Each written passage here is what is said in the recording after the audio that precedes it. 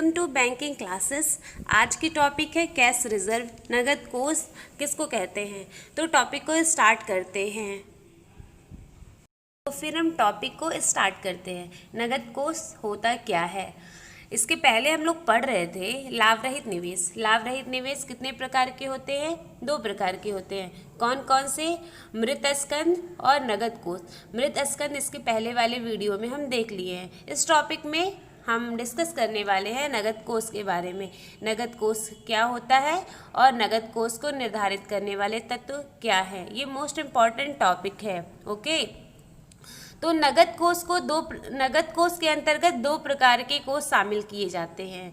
Cash reserve के अंतर्गत 2 प्रकार के कोष शामिल किए जाते हैं। पहला क्या है? ग्राहकों को भुगतान हेतु नगद कोष। ग्राहकों को पेमेंट करने के लिए नगद कोष की जरूरत पड़ती है।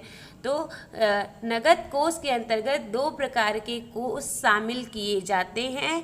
द फर्स्ट वन इज ग्राहक को भुगतान हेतु नगद कोष। इसे हम बोलते हैं बैंक की सुरक्षा की प्रथम पंक्ति भी कहते हैं। ये बहुविकल्पी में आ जाता है कि बैंक की सुरक्षा की प्रथम पंक्ति किसे कहते हैं, तो नगद कोष को कहते हैं।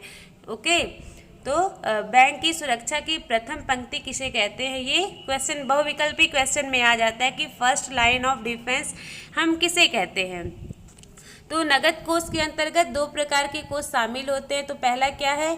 ग्राहकों को भुगतान हेतु नगद कोष, और दूसरा क्या है? केंद्रीय बैंक के पास रखी गई धनराशि। तो नगद कोष के अंतर्गत 2 प्रकार के कोष शामिल किए जाते हैं। ग्राहक को भुगतान हेतु नगद कोष और दूसरा केंद्रीय बैंक के पास रखी धनराशि। और नगद कोष को हम क्या बोलते हैं? नगद कोष को हम बैंक की सुरक्षा की प्रथम पंक्ति भी कहते हैं। ये पॉइंट याद रखिएगा, बहुविकल्पी में ये आने वाला है। ओके, तो इसमें दिया हुआ है कि ग्राहक को पेमेंट के लिए नगद कोष की जरूरत पड़ती है। तो प्रत्येक बैंक अपने ग्राहक की नगद मुद्रा की मांग को पूरा करने के लिए अपनी कुल जमाओं का एक भाग नगद कोष के रूप में रखना अनिवार्य होता है।